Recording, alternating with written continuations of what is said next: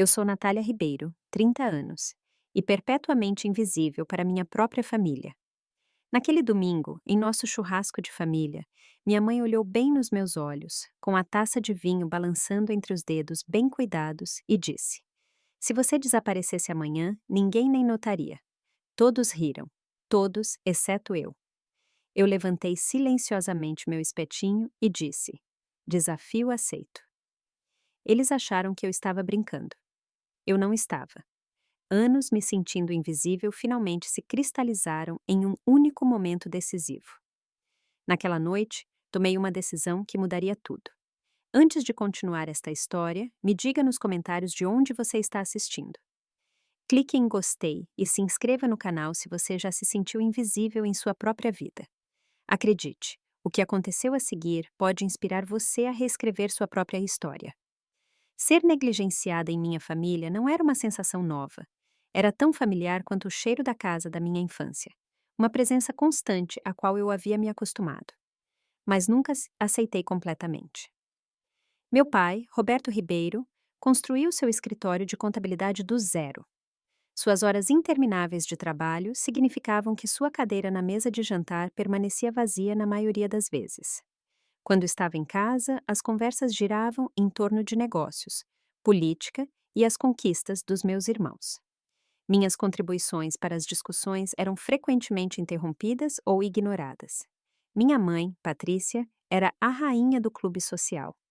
Sua agenda social era sua Bíblia, sua posição na comunidade, sua religião. Ela havia dominado a arte do elogio disfarçado de ofensa muito antes de eu entender o que eram. Essa roupa ela é tão corajosa, Natália, ela dizia. Ou, seu hobbyzinho de fotografia é fofo. É bom ter algo para preencher seu tempo. Depois, havia meus irmãos, os filhos de ouro. Tiago, 2 anos mais velho, passou direto pela faculdade de medicina e entrou em uma prestigiada residência em cardiologia. As reuniões de família se tornaram vitrines para sua última conquista médica ou para as pessoas importantes que ele havia conhecido. Elisa, minha irmã mais nova, 18 meses depois de mim, seguiu os passos de nosso pai com um diploma de direito da USP. Aos 28 anos, ela já estava a caminho de se tornar sócia em seu escritório. E então havia eu, a filha do meio, aquela que encontrou magia em capturar a luz através da lente de uma câmera, em vez de em tribunais ou salas de cirurgia. Meu negócio de fotografia freelance era constantemente chamado de meu passatempo, apesar do fato de eu conseguir me sustentar com ele nos últimos 5 anos. Quando você vai arranjar um emprego de verdade? Tornou-se o refrão em todas as reuniões de família, seguido de perto por: Sabe, Natália, segurança é importante.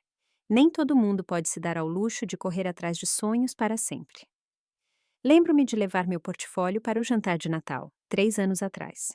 Eu tinha acabado de ter meu trabalho publicado em uma respeitada revista de viagens. Minhas mãos tremiam de empolgação enquanto eu o abria na mesa de jantar.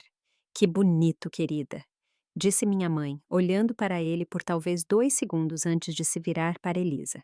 Você contou a todos sobre seu novo cliente, o filho do senador.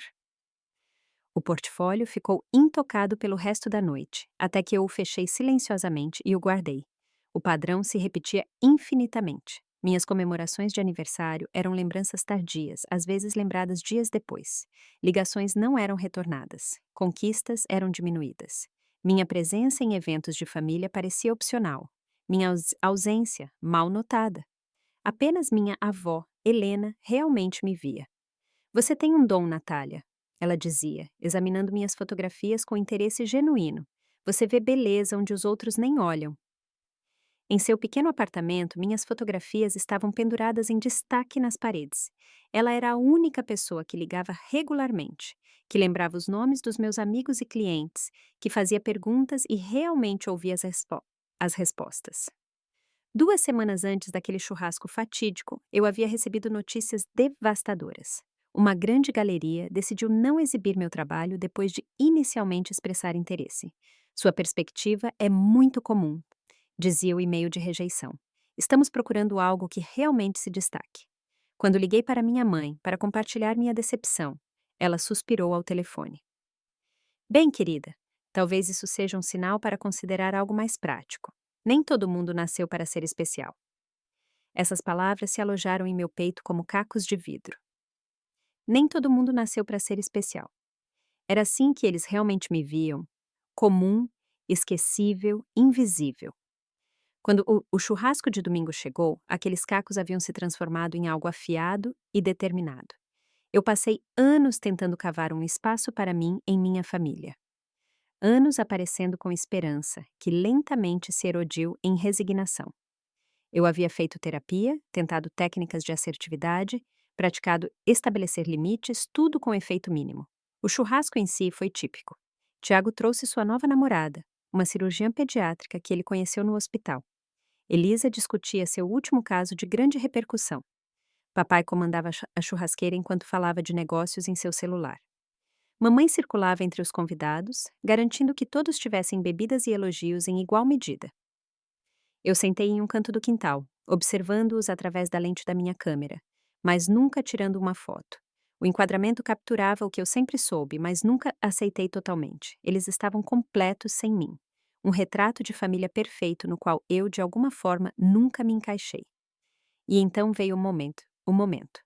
Mamãe se aproximando, reabastecendo sua bebida, seu comentário perfeitamente cronometrado, entregue com um sorriso que nunca alcançava seus olhos. Se você desaparecesse amanhã, ninguém nem notaria. O riso que se seguiu, o reconhecimento silencioso de uma verdade que todos nós reconhecíamos. E minha resposta, entregue com uma calma que eu não sabia que possuía. Desafio aceito. O caminho de casa após o churrasco foi um borrão de luzes da rua e lágrimas. Lembro-me de segurar o volante com tanta força que meus nós dos dedos ficaram brancos, as palavras da minha mãe tocando em repetição na minha mente. A crueldade casual daquilo, o riso cúmplice que se seguiu. A pior parte não foi ela ter dito, mas que uma parte profunda de mim acreditava que ela estava certa. Entrei no meu prédio. Dentro do meu pequeno apartamento de um quarto, eu andava de um lado para o outro, inquieta, movendo-me da janela para a sala, para a cozinha e de volta. O lugar que eu chamei de lar por 3 anos de repente parecia uma sala de espera, um espaço temporário que eu ocupei enquanto esperava minha vida real começar. À meia-noite, eu fiz a ligação. Verônica atendeu no terceiro toque, sua voz grossa de sono. Nath, está tudo bem? Verônica era minha amiga desde a faculdade, a única pessoa fora da minha família que realmente me conhecia. Nos conhecemos em uma aula de fotografia, nos unimos por nosso amor compartilhado por filmes em preto e branco e permanecemos próximas mesmo quando nossas vidas tomaram rumos diferentes. Eu vou fazer isso, Vero, eu disse, surpresa com a firmeza em minha voz.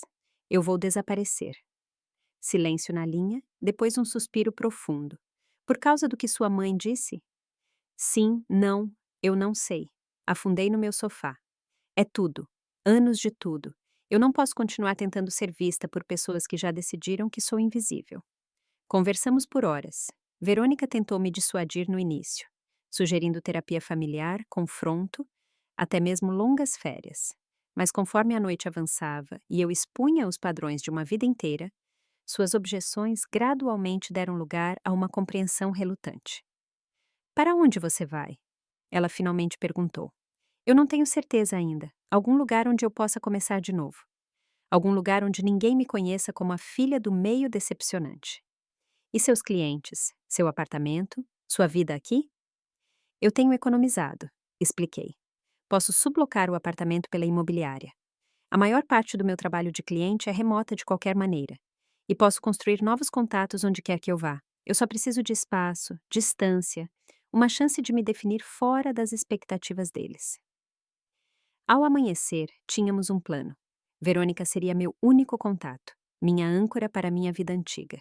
Ela verificaria meu apartamento ocasionalmente, encaminharia qualquer correspondência crítica, seria a única pessoa que saberia que eu estava bem. Depois que desligamos, peguei minha mala e comecei o processo de decidir o que merecia ir comigo para minha nova vida. Roupas, claro. Itens de higiene essenciais, meu equipamento de câmera, os discos rígidos, externos contendo todo o meu trabalho, alguns livros, a colcha que minha avó tinha feito para mim. O que me surpreendeu foi o quão pouco eu me sentia apegada. Os móveis podiam ficar, os utensílios de cozinha, os itens decorativos que eu havia colecionado, mas nunca amado de verdade. Grande parte da minha vida havia sido montada sem intenção real, peças adquiridas porque era o que os adultos deveriam ter em suas casas. Fui ao meu banco assim que abriu e saquei nas 5 mil em espécie, deixando o suficiente na conta para cobrir os próximos meses de pagamentos automáticos. Vamos supor que a família mora em Recife, um grande centro com uma elite tradicional. Eu comprei uma passagem de ônibus para Curitiba, no Paraná, uma cidade que eu tinha visitado uma vez, para um workshop de fotografia, e da qual me lembrava pela cena artística vibrante e pelas paisagens fotogênicas e enevoadas. A parte mais difícil foi o bilhete. O que você diz quando está desaparecendo intencionalmente? Escrevi e descartei uma dúzia de versões antes de me decidir por algo deliberadamente vago. Preciso de um tempo. Por favor, respeitem minha decisão. Estou segura e entrarei em contato quando estiver pronta. Natália. Deixei o bilhete na bancada da minha cozinha, ao lado do meu celular. O telefone era uma coleira. Eu não estava pronta para manter um dispositivo que raramente trazia boas notícias ou conexões significativas. Meu último ato antes de sair foi olhar para a pequena galeria de fotos de família que eu mantinha por algum senso de obrigação. Mamãe e papai no jantar de aniversário, parecendo elegantes, mas distantes.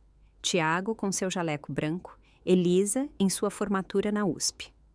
Apenas a foto da vovó Helena trouxe uma pontada de arrependimento genuíno. Eu cuidadosamente a removi da parede e a coloquei na minha bolsa. O ar antes do amanhecer estava fresco enquanto eu rolava minha mala para o Uber que me esperava. O motorista, felizmente, não era falante.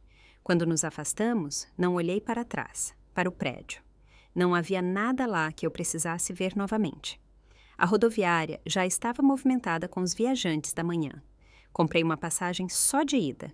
Paguei em dinheiro e embarquei com uma sensação de terror e euforia correndo em mim. Quando o ônibus saiu da estação, senti um peso sendo levantado.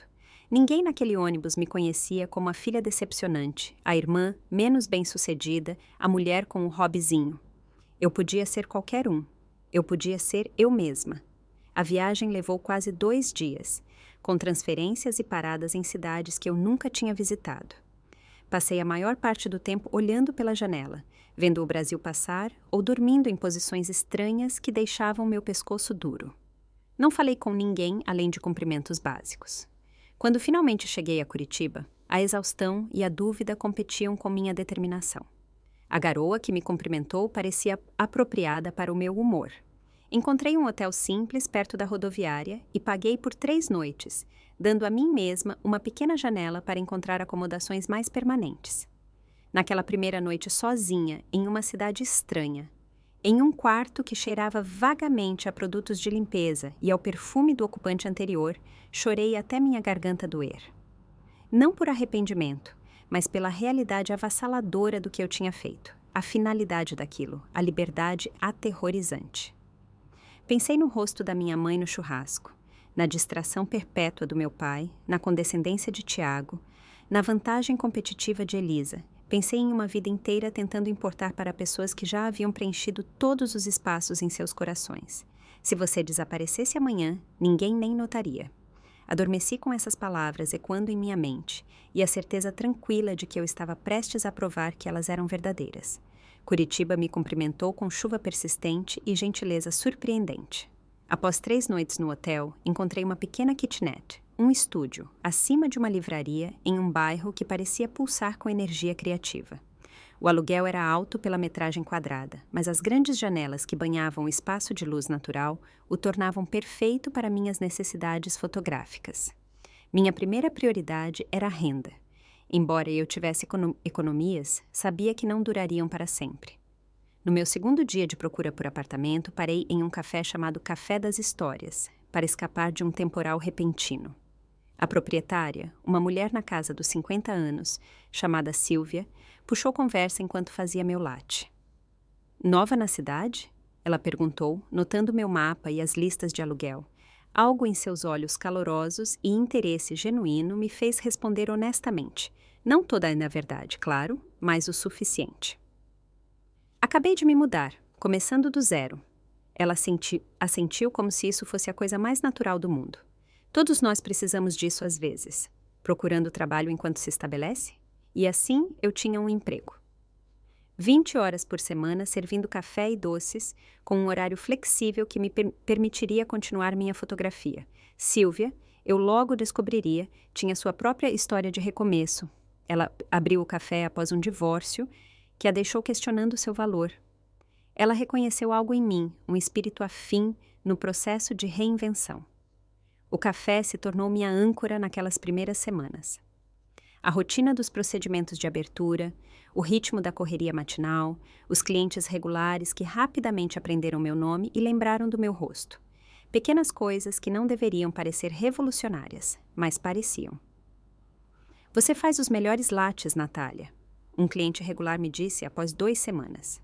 Um elogio tão simples, mas me peguei pensando nisso o dia todo. Ser vista, mesmo dessa forma pequena, era inebriante. No meu tempo livre, explorei a cidade com minha câmera. Curitiba oferecia inspiração infinita, desde seus parques enevoados até suas cenas urbanas peculiares. Comecei a postar meu trabalho em uma nova conta do Instagram, uma não conectada à minha presença online anterior.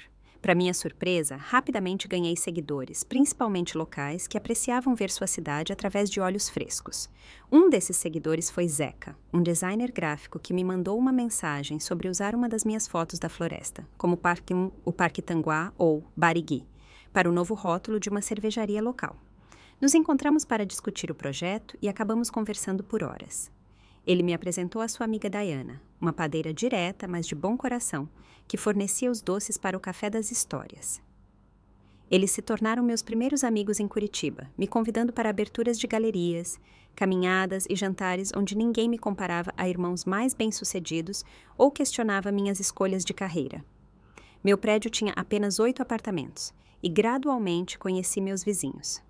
Seu Francisco, um professor de literatura aposentado que morava do outro lado do corredor, tornou-se um amigo inesperado. Ele havia perdido a esposa no ano anterior e parecia tão à deriva quanto eu, embora por razões diferentes.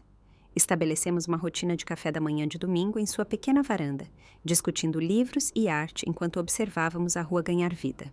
As melhores fotografias, seu Francisco me disse uma vez, como os melhores poemas revelam o extraordinário dentro do comum.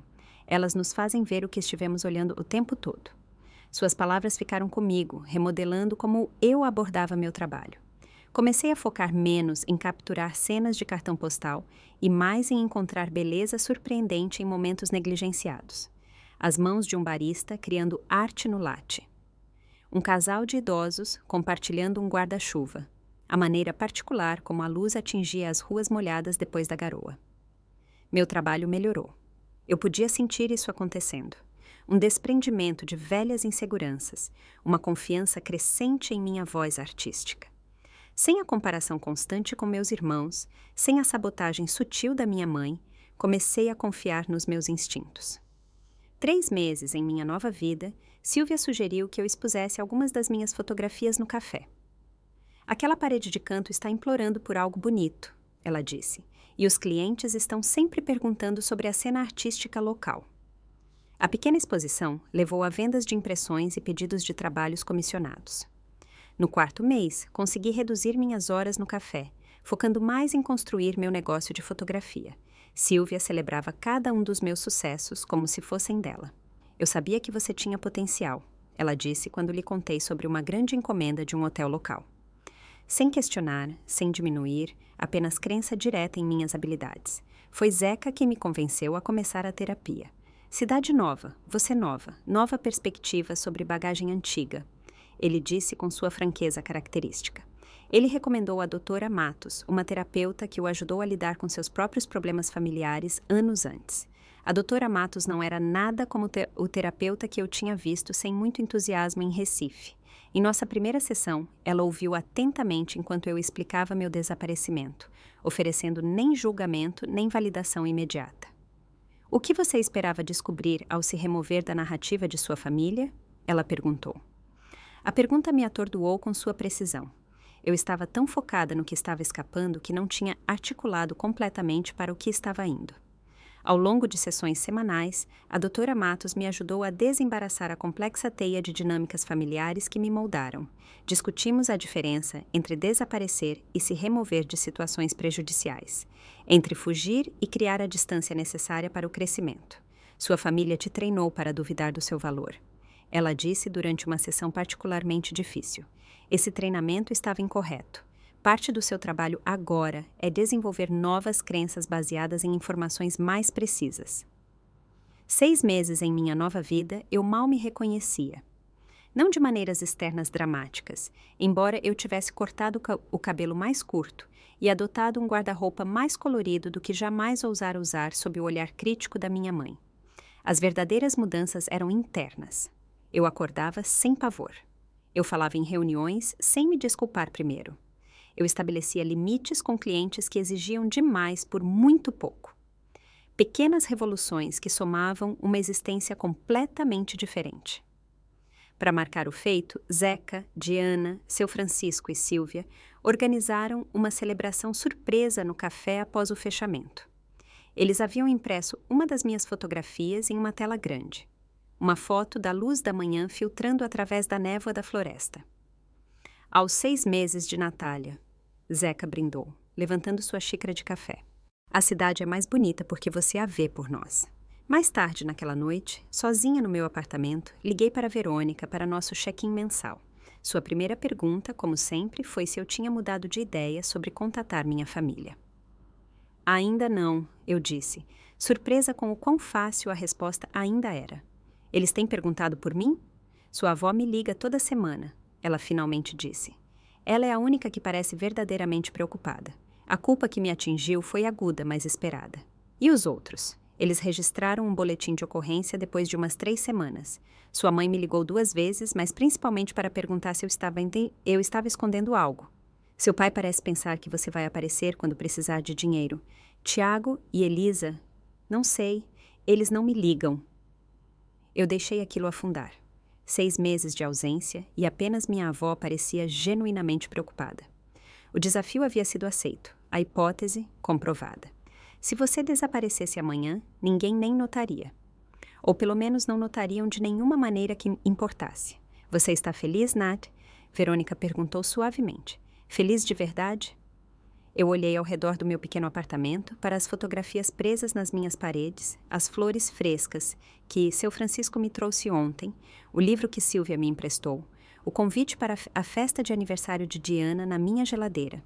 Eu estou chegando lá, eu disse. Eu finalmente estou chegando lá. Enquanto eu construía minha nova vida em Curitiba, meu desaparecimento criava ondulações na família que eu deixei para trás, embora não imediatamente. De acordo com Verônica, que se tornou minha relutante fonte de informação, os primeiros dias depois que eu sumi se desenrolaram exatamente como eu esperava. Minha mãe encontrou meu bilhete quando ligou para dar seguimento à nossa conversa no churrasco, o que significava que ela estava verificando se eu ainda estava chateada com o comentário dela. Quando não atendi, ela deixou mensagens de voz cada vez mais irritadas. Após a terceira ligação cair na caixa postal, ela dirigiu até meu apartamento. Encontrando meu bilhete e meu celular, sua primeira reação foi aborrecimento, não preocupação. Ela só está fazendo drama. Ela disse ao meu pai, segundo Verônica, que ouviu da minha avó. Ela vai ligar quando quiser alguma coisa. Meu pai, perpetuamente distraído pelo trabalho, mal registrou minha ausência no início. Quando forçado a reconhecê-la, ele imediatamente a enquadrou em termos financeiros. Ela não sobrevive muito tempo sem renda. Esse negócio de fotografia dela mal a sustenta em tempos bons. Tiago e Elisa trocaram algumas mensagens especulando sobre onde eu poderia ter ido antes de voltarem às suas vidas ocupadas. Nenhum fez qualquer esforço para contatar meus amigos ou visitar meu apartamento. Eu era uma curiosidade momentânea, nada mais. Apenas minha avó, Helena, levou meu desaparecimento a sério desde o início. Ela ligou para Verônica no dia seguinte que minha mãe encontrou o bilhete, sua voz tensa de preocupação. Natália não iria embora sem me avisar, a menos que algo estivesse realmente errado, ela insistiu. Aquela menina carrega muito nos ombros. Ela entrou em contato com você? Por favor, se ela entrou, apenas me diga que ela está segura. Eu não contarei aos outros se ela não quiser. Verônica, presa por sua promessa a mim, Só podia oferecer garantias vagas. Tenho certeza que ela está bem, dona Helena. Natália é mais capaz do que a família lhe dá crédito. Foi minha avó quem pressionou meus pais a registrar um boletim de ocorrência depois que uma semana se passou. O policial que registrou o BO não estava particularmente preocupado com uma mulher de 30 anos que havia deixado um bilhete afirmando explicitamente que estava saindo voluntariamente. Podemos emitir um alerta pedindo que ela entre em contato, mas se não há evidência de crime e ela é uma adulta que saiu por conta própria, não há muito mais que possamos fazer, ele explicou. Minha mãe achou isso humilhante. A ideia de que sua filha tinha simplesmente se afastado da família por escolha não se encaixava em sua narrativa de vida familiar perfeita. Ela preferia acreditar que eu estava tendo algum tipo de colapso ou fase rebelde. Conforme as semanas se transformavam em meses, minha ausência contínua começou a criar rachaduras na fachada cuidadosamente mantida da família.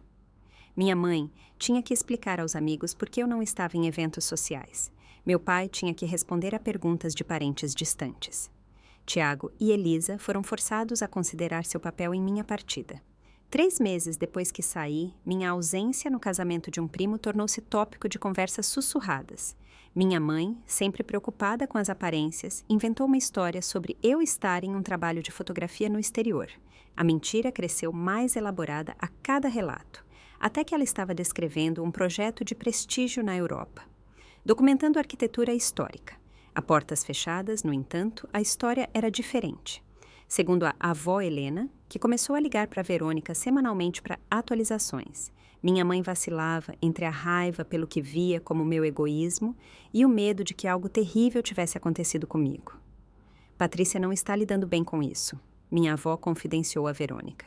Ela continua dizendo que Natália está punindo-a, mas acho que ela está começando a perceber que pode ter tido um papel nisso. Roberto está se enterrando no trabalho ainda mais do que o habitual. As crianças raramente mencionam a irmã, como se dizer o nome dela pudesse torná-los de alguma forma responsáveis. Na marca dos 6 meses, as reações da minha família evoluíram. Minha mãe começou a ver um terapeuta, embora, segundo a avó Helena, fosse mais para gerenciar sua ansiedade sobre meu desaparecimento do que qualquer autorreflexão real. Meu pai contratou um investigador particular, Luiz Rodrigues, uma decisão que veio mais de seu desejo de resolver problemas com dinheiro do que de preocupação genuína. Rodrigues foi meticuloso, entrevistando meus vizinhos, verificando meus registros bancários e, eventualmente, contatando Verônica.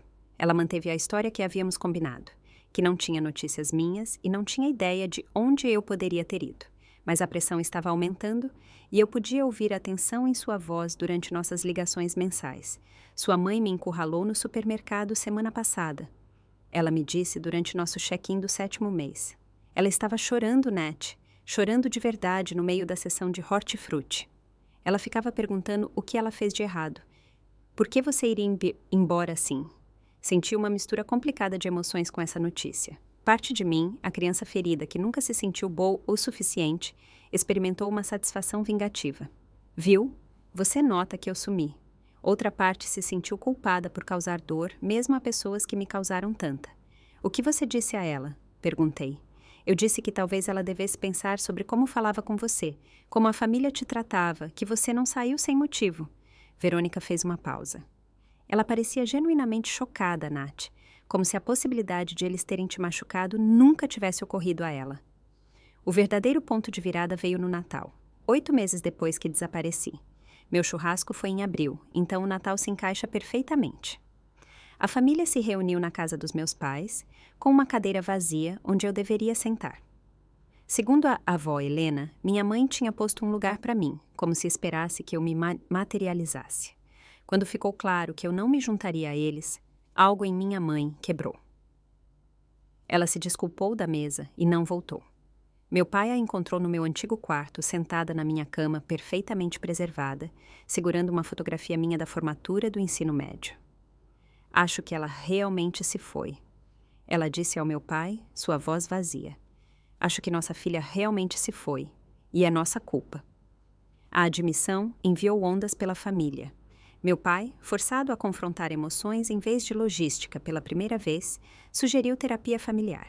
Tiago e Elisa, testemunhando o sofrimento de seus pais, começaram suas próprias reflexões sobre como haviam tratado a irmã.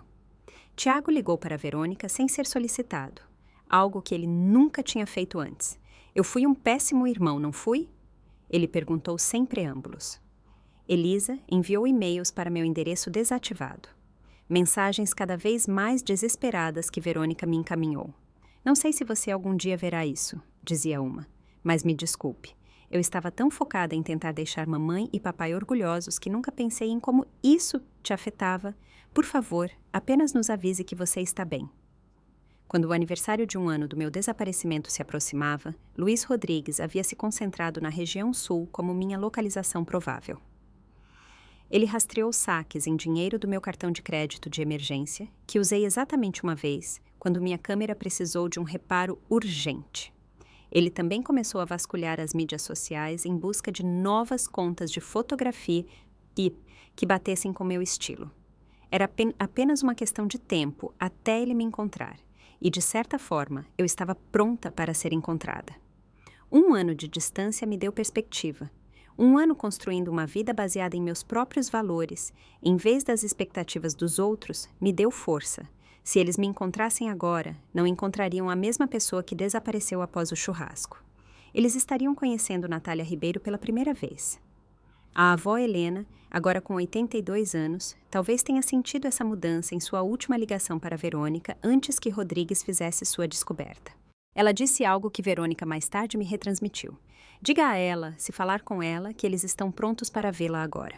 Vê-la de verdade. E se não estiverem, eu mesma vou dar um jeito neles. Velha como estou, algumas lições demoram muito para aprender, mas acho que eles finalmente aprenderam esta. A abertura da galeria deveria ser o ponto culminante do meu ano de reinvenção. Intitulada Invisível Visível, a exposição apresentava 20 das minhas fotografias explorando o tema da beleza negligenciada na vida cotidiana. Silvia havia me conectado com a dona da galeria, que foi imediatamente atraída pelo meu trabalho. Essas imagens fazem as pessoas pararem e notarem o que geralmente passam reto, ela disse. Há algo poderoso nisso. Passei semanas me preparando, selecionando impressões, escrevendo declarações de artista, emoldurando e reemoldurando até que tudo estivesse perfeito. Minha família de Curitiba, como eu passei a chamá-los, se uniu ao meu redor. Zeca desenhou os materiais promocionais. Diana assou os quitutes para a recepção. Seu Francisco me ajudou a editar meu discurso. Silvia fechou o café mais cedo para que sua equipe pudesse comparecer. A noite estava indo lindamente. A galeria estava lotada. Minhas fotografias recebendo exatamente o tipo de atenção cuidadosa que eu sempre desejei. Uma repórter de artes local estava me entrevistando sobre meu processo quando eu os vi. Minha mãe entrou primeiro, parecendo de alguma forma menor do que eu me lembrava, sua postura perfeita, ligeiramente diminuída. Meu pai a seguiu, seus olhos se arregalando ao ver a multidão e as fotografias nas paredes. Tiago e Elisa vieram em seguida, movendo-se incertos em um espaço tão diferente de seus ambientes habituais. E, finalmente, apoiada em uma bengala, mas irradiando determinação, minha avó Helena. Nossos olhos se encontraram do outro lado da sala. 1 ano de distância desmoronou em um único momento de reconhecimento. A repórter notou minha súbita distração, seguindo meu olhar para os recém-chegados. Amigos seus? Ela perguntou. Família, eu disse, a palavra soando estranha na minha boca. Com licença por um momento. Atravessar o chão daquela galeria parecia cruzar um oceano. Cada passo me aproximava do meu passado, mesmo enquanto eu permanecia firmemente ancorada no meu presente. Parei a alguns metros deles. De repente, consciente de quão diferente eu devia parecer para eles. O cabelo mais curto, o vestido azul vibrante que eu nunca teria usado na minha vida antiga, a postura ereta e o olhar firme de alguém que encontrou seu lugar no mundo. Natália, minha mãe disse, sua voz embargada, é realmente você. Antes que eu pudesse responder, a avó Helena passou por meus pais com agilidade surpreendente e me puxou para um abraço feroz. Eu sabia que você estava bem, ela sussurrou. Eu senti, mas ver você é melhor. A galeria não era o lugar para a conversa que precisávamos ter. Eu os apresentei brevemente a Zeca e Silvia, aceitei parabéns de outros presentes e, de alguma forma, sobrevivi ao restante da abertura no piloto automático. Concordamos em nos encontrar no meu apartamento na manhã seguinte. Naquela noite, depois que todos foram embora, sentei-me sozinha na galeria vazia, cercada pelo meu trabalho. As fotografias pareciam me observar, lembretes de quão longe eu tinha chegado e do que estava em jogo. Eu não era a mesma pessoa que fugiu com uma mala e um coração ferido. Mas eles eram a mesma família que eu deixei para trás? Eles chegaram ao meu apartamento precisamente às 10 da manhã seguinte, todos os 5 se espremendo no meu pequeno espaço de vida. O silêncio estava pesado com perguntas não ditas. Como vocês me encontraram? Finalmente perguntei. Meu pai pigarreou. Nós contratamos alguém, um investigador particular chamado Luiz Rodrigues. Ele encontrou sua nova conta no Instagram. Associou o estilo ao seu trabalho anterior. Então ele veio para cá, mostrou sua foto por aí, até que alguém em um café te reconheceu. Café das Histórias, eu disse, imaginando o rosto de Silvia ao ser confrontada por um investigador particular. Ela havia me mandado uma mensagem de aviso, mas eu estava muito ocupada com os preparativos da exposição para processar totalmente. Você construiu uma bela vida para si mesma, disse minha mãe, olhando ao redor para minhas fotografias nas paredes, os livros empilhados na minha mesa de centro, as plantas prosperando no parapeito da minha janela. Seu tom continha surpresa, como se ela esperasse me encontrar em dificuldades. Sim, eu disse simplesmente. Eu construí. Por quê? Elisa explodiu, incapaz de se conter por mais tempo. Por que você simplesmente foi embora assim? Você tem ideia do que nos fez passar? A antiga eu teria se desculpado imediatamente, teria encolhido sob sua acusação. Mas eu não era mais aquela pessoa. Vocês têm ideia do que vocês me fizeram passar? Rebati calmamente. Anos sendo negligenciada, dispensada, feita sentir como se eu não importasse. Mamãe literalmente disse que ninguém notaria se eu desaparecesse, e todos vocês riram. Então, sim, eu fui embora. Eu precisava descobrir quem eu poderia ser sem ser constantemente comparada a todos vocês e considerada inferior. Tiago se encolheu como se eu o tivesse atingido. Nós nunca quisemos fazer você se sentir assim. Intenção não apaga o impacto, eu disse, citando a doutora Matos. Vocês podem não ter tido a intenção de me machucar, mas machucaram. Todos vocês, exceto a vovó. Vocês me trataram como se eu fosse invisível por tanto tempo que comecei a acreditar que eu era. Os olhos da minha mãe se encheram de lágrimas. Natália, eu sinto muito pelo que eu disse no churrasco. Eu estava apenas brincando. Eu nunca pensei que você levaria tão a sério. Não foi só o churrasco, eu disse. Foi uma vida inteira de momentos como aquele. O churrasco foi apenas a gota d'água. Meu pai, desconfortável com a emoção que enchia a sala, recorreu a questões práticas. Sua fotografia é impressionante. A galeria parecia muito profissional. Você está conseguindo viver disso agora? Foi uma resposta tão típica dele que quase ri. Sim, pai. Meu hobbyzinho agora é um negócio de sucesso.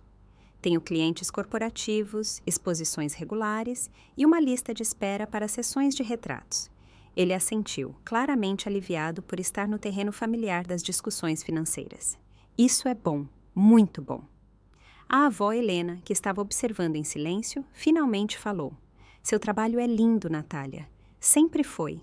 Estou tão orgulhosa do que você construiu aqui. Ela estendeu a mão para mim. Senti sua falta terrivelmente, mas entendo por que você precisava desse tempo. A compreensão dela abriu algo em mim. Eu também senti sua falta, vovó, todos os dias. Conversamos por horas, passando de acusações tensas para explicações cautelosas e entendimento tentativo. Minha mãe chorou mais do que eu jamais tinha visto. Meu pai, para meu choque, admitiu que sempre teve dificuldade em se conectar comigo, porque eu o lembrava de suas próprias ambições artísticas abandonadas. Eu larguei a pintura para ser contador, ele confessou. Ver você seguir sua paixão me fez questionar minhas escolhas. Era mais fácil dispensar seu trabalho do que enfrentar meus próprios arrependimentos. Tiago e Elisa tiveram suas próprias revelações. Tiago admitiu que estava tão focado em provar a si mesmo no mundo competitivo da medicina que raramente pensava em como seu sucesso poderia lançar sombras sobre os outros.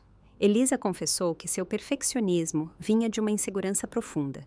E me diminuir tinha sido uma maneira equivocada de se autoafirmar. Eu tinha inveja, ela disse, me surpreendendo completamente. Você sempre pareceu tão certa sobre o que queria. Eu fiz direito na USP porque era o esperado, não porque eu amava.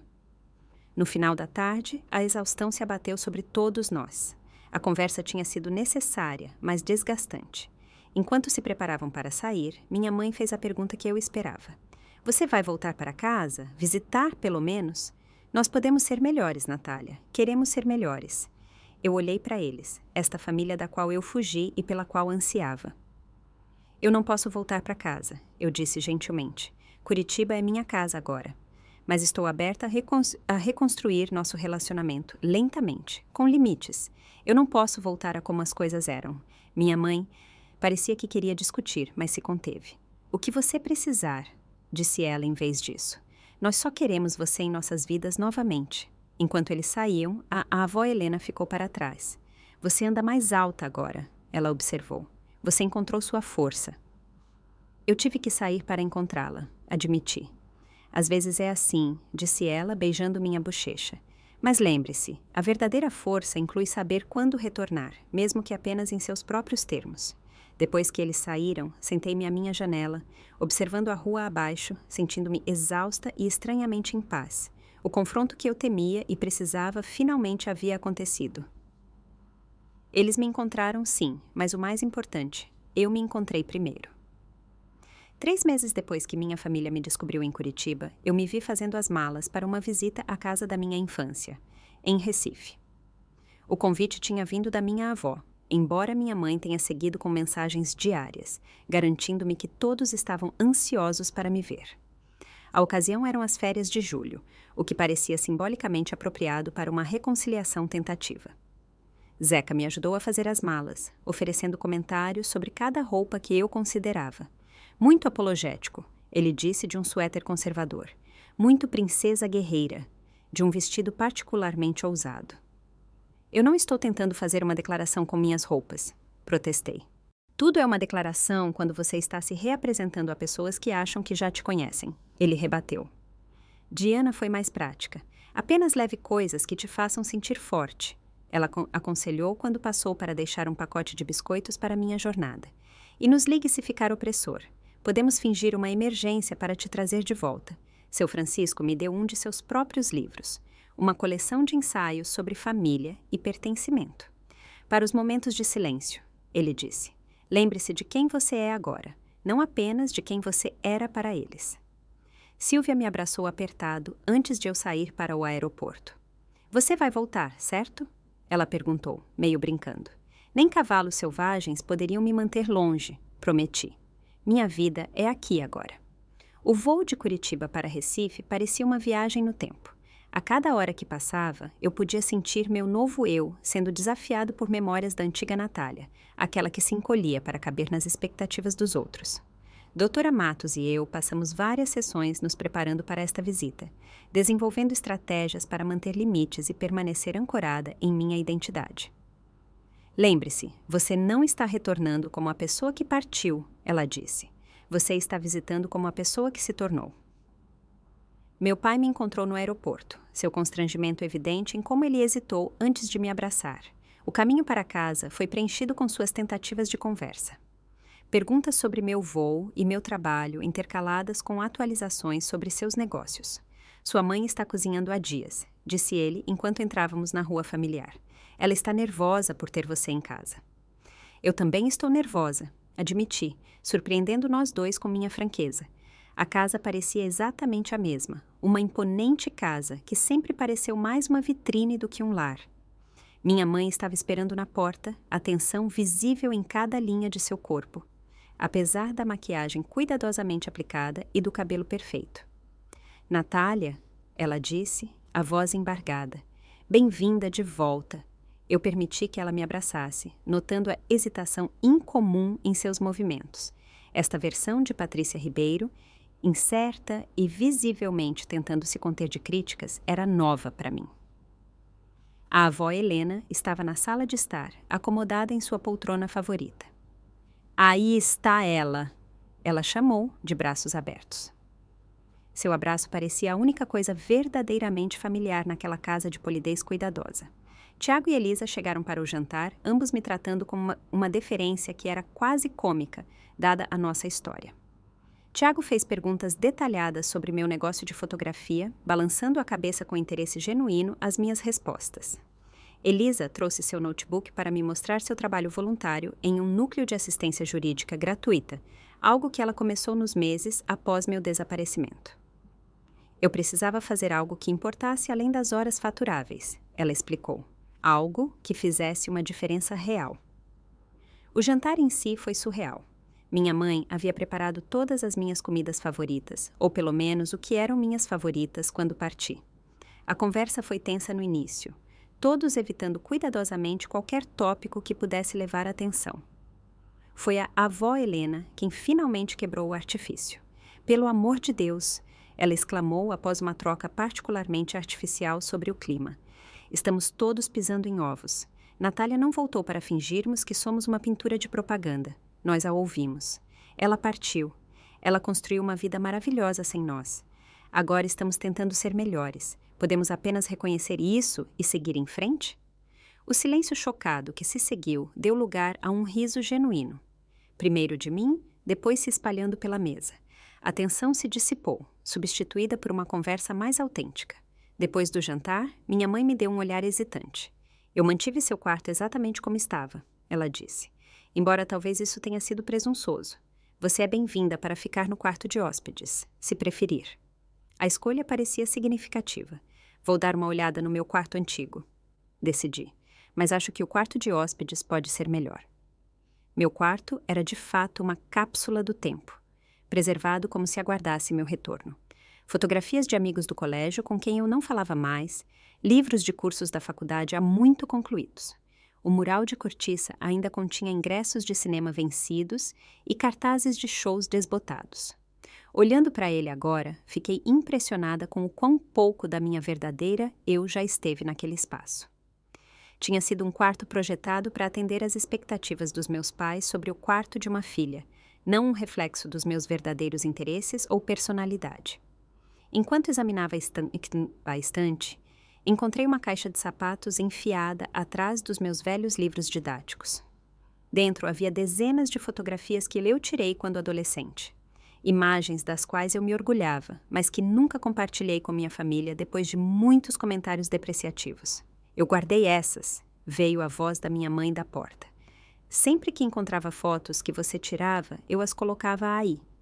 Acho que sabia que eram especiais, mesmo que nunca tenha dito. Eu olhei para cima, surpresa. Você nunca me disse que gostava da minha fotografia. Ela entrou no quarto lentamente, como se tivesse medo de invadir. Eu não entendia. Arte nunca foi valorizada na minha família enquanto eu crescia. Sucesso significava estabilidade, segurança financeira. Eu impus isso a vocês, filhos, sem nunca questionar. Ela sentou-se cuidadosamente na beira da cama. Quando você desapareceu, eu me peguei olhando essas fotografias todos os dias, tentando ver o que você via através de sua lente. Era o mais perto que eu podia chegar de te entender. A admissão me chocou. Sentamos em silêncio por um momento. A caixa de sapatos de fotografias entre nós como uma ponte através dos anos de mal-entendido. Mais tarde naquela noite, tive momentos semelhantes de conexão com Tiago e Elisa. Tiago confessou que estava vendo um terapeuta desde o meu desaparecimento, trabalhando em suas próprias questões com as expectativas de nossos pais. Eu sou bom em medicina, disse ele, mas está me consumindo. Não quero acordar aos 50 anos e perceber que nunca me desenvolvi como pessoa fora da minha carreira. Elisa e eu sentamos no balanço da varanda dos fundos, agasalhadas contra o frio. Eu sempre tive inveja de você, ela admitiu, ecoando sua confissão anterior. Você parecia saber quem era. Eu ainda estou descobrindo isso. Eu não sabia quem eu era, corrigia. Eu só sabia que não era quem todo mundo queria que eu fosse. Há uma diferença. A visita durou 4 dias, cada um trazendo novas revelações e passos cautelosos em direção à cura. Meu pai me mostrou suas pinturas antigas, guardadas no sótão por décadas. Minha mãe pediu para ver meu portfólio e realmente ouviu minhas explicações sobre cada imagem. Tiago e Elisa compartilharam suas próprias lutas com as expectativas dos pais. Na minha última noite, nos reunimos na sala de estar. A conversa havia se voltado para planos futuros, convites hesitantes para visitas em ambas as direções. Eu gostaria de ir a Curitiba na primavera, disse minha mãe. Se estiver tudo bem para você, eu gostaria de ver seu mundo lá.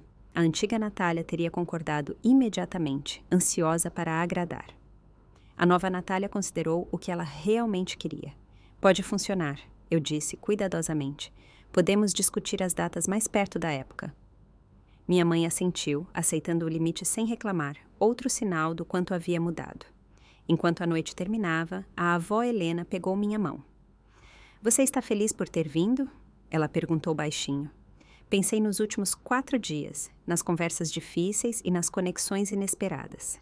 Sim, eu disse honestamente, mas também estou feliz por ter partido há 1 ano. Eu precisava me encontrar antes de poder encontrar o caminho de volta para eles. E você encontrou? Ela perguntou. Encontrou a si mesma. Eu sorri, pensando no meu apartamento em Curitiba, minhas fotografias penduradas em galerias, minha família escolhida de amigos, a vida que eu construí em meus próprios termos. Eu encontrei, eu disse. Eu realmente encontrei. 2 anos após meu desaparecimento do churrasco de família, eu estava no meu apartamento em Curitiba me preparando para visitantes. Minha mesa de centro exibia cópias antecipadas do meu primeiro livro de fotografia, Enxergando o Invisível. Uma coleção de imagens explorando momentos negligenciados de beleza na vida cotidiana. A publicação foi o culminar de anos de trabalho, tanto artístico quanto pessoal. Meu telefone vibrou com uma mensagem de Silvia.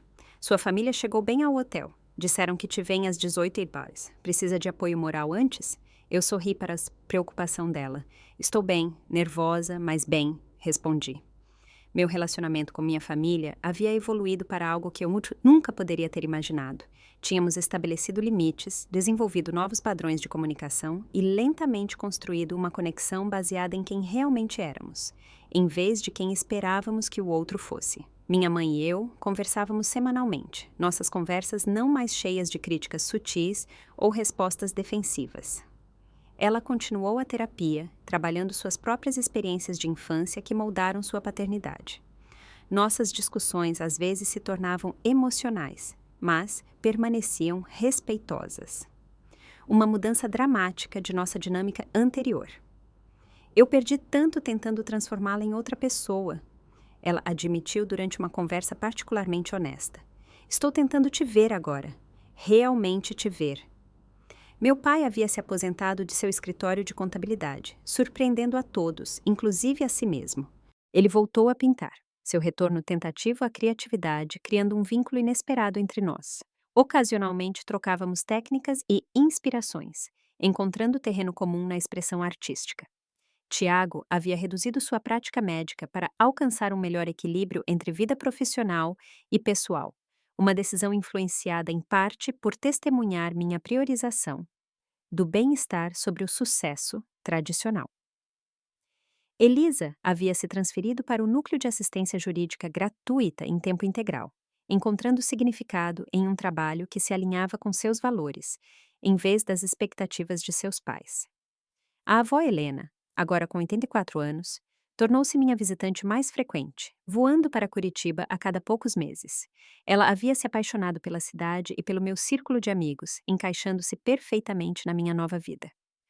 Você construiu algo lindo aqui, ela me dizia frequentemente. Não apenas sua carreira, mas sua comunidade. Minha família de Curitiba também se expandiu e evoluiu. Zeca era agora meu sócio, cuidando do marketing e dos aspectos de negócios da minha crescente empresa de fotografia. Diana havia aberto sua própria padaria, com minhas fotografias decorando as paredes. Seu Francisco publicou um novo livro de ensaios, com minhas imagens, como ilustrações. Silvia havia se tornado uma segunda mãe para mim, seu café, o coração de nossa comunidade compartilhada. E Verônica, minha amiga leal da minha vida anterior, finalmente visitou Curitiba, a ponte entre meu passado e presente. A campainha tocou exatamente às 6. Pontualidade era uma das características imutáveis do meu pai. Abri a porta para encontrar todos os 5 ali parados, parecendo ao mesmo tempo familiares e transformados. Minha mãe segurava um buquê de flores do campo, em vez dos arranjos formais que ela preferia. Meu pai carregava uma pintura que ele fez para mim. Tiago e Elisa estavam um pouco sem graça, ainda encontrando seu lugar em nosso novo relacionamento.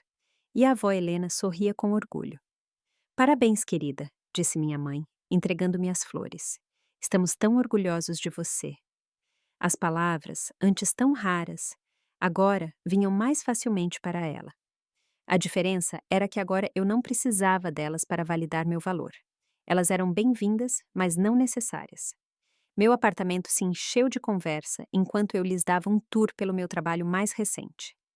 Meu pai estudou cada fotografia com interesse genuíno. Tiago fez perguntas ponderadas sobre minhas técnicas. Elisa admirou o negócio que eu construí. Minha mãe simplesmente me observava em meu elemento, um sorriso suave no rosto. Mais tarde, caminhamos até meu restaurante favorito, onde Zeca, Diana, seu Francisco e Silvia se juntaram a nós para o jantar. Observando minhas duas famílias interagirem, senti uma sensação de completude que nunca esperei experimentar. Não porque eu precisava da aprovação deles, mas porque eu havia criado uma vida autêntica o suficiente para incluir todas as pessoas que importavam para mim, em meus próprios termos. Na sobremesa, minha mãe levantou a taça. A Natália, ela disse, sua voz firme, que teve a coragem de desaparecer para que pudesse ser verdadeiramente vista. O brinde trouxe lágrimas inesperadas aos meus olhos.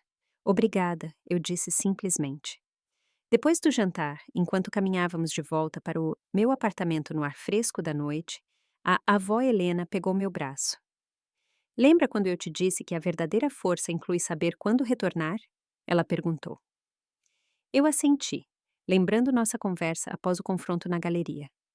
Eu estava errada, ela disse, me surpreendendo.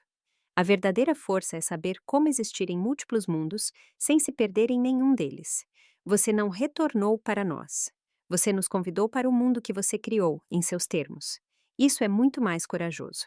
Na manhã seguinte, levei minha família ao Café das Histórias para o café da manhã. Silvia os cumprimentou como velhos amigos, tendo-os conhecido em visitas anteriores. Enquanto nos acomodávamos em nossa mesa habitual perto da janela, peguei minha mãe me observando interagir com os clientes regulares que paravam para me parabenizar pelo meu livro. Você pertence a este lugar, ela disse baixinho quando voltei à mesa. Eu posso ver isso agora. Eu pertenço, concordei. Mas eu também pertenço a vocês, de uma maneira diferente de antes. Naquela tarde, reuni todos na minha sala de estar para uma fotografia. Minha câmera estava montada em um tripé, o temporizador pronto. Seria a primeira foto de família onde eu não estava atrás da lente, mas totalmente no quadro. Todos se apertem, eu dirigi, ajustando o temporizador e correndo para me juntar ao grupo. Enquanto o obturador clicava, capturando esta improvável reunião de pessoas de diferentes capítulos da minha vida, pensei na jornada que nos trouxe a este momento, da invisibilidade ao reconhecimento, do desaparecimento ao reaparecimento em meus próprios termos, de uma família definida pela expectativa a relacionamentos construídos na aceitação. As palavras da minha mãe no churrasco foram cruéis, mas, no final, proféticas de uma maneira inesperada. Se você desaparecesse amanhã, ninguém nem notaria. Ela estava errada sobre o notar, mas certa sobre o desaparecimento ser necessário. Eu precisei desaparecer da narrativa deles para escrever a minha própria. Agora, olhando para a vida que construí, os limites que mantive, as conexões autênticas que formei, eu entendia que desaparecer nunca foi sobre fugir. Foi sobre encontrar um lugar onde eu pudesse ser totalmente visível. Primeiro para mim mesma, e depois para os outros dignos de me ver. Nos anos desde aquele churrasco fatídico, aprendi que ser visto não é algo que podemos exigir dos outros. Começa com ver a nós mesmos claramente, valorizando nosso próprio valor e então construindo uma vida cercada por pessoas que naturalmente reconhecem o que sempre fomos. Minha jornada da invisibilidade para a visibilidade continua todos os dias. Ainda há momentos em que velhas inseguranças ressurgem, quando me pego encolhendo para atender às expectativas dos outros. Mas agora eu reconheço esses momentos pelo que são. Ecos de um padrão antigo, em vez da minha verdade atual. A fotografia daquele dia está na minha mesa agora. Um lembrete de quão longe todos nós chegamos. Não uma família perfeita, de forma alguma, mas uma autêntica, com todas as nossas falhas e crescimento capturados em um único quadro. Todos visíveis, todos vistos. Você já se sentiu invisível em sua própria família? O que você faria se pudesse começar de novo e construir uma vida inteira em seus próprios termos? Eu adoraria ouvir suas histórias nos comentários abaixo. Se esta jornada ressoou com você, por favor, curta, se inscreva e compartilhe com alguém que possa precisar ouvir, que merece ser verdadeiramente visto. Obrigada por fazer parte da minha história hoje. E lembre-se, às vezes a coisa mais corajosa que podemos fazer é desaparecer o tempo suficiente para nos encontrarmos.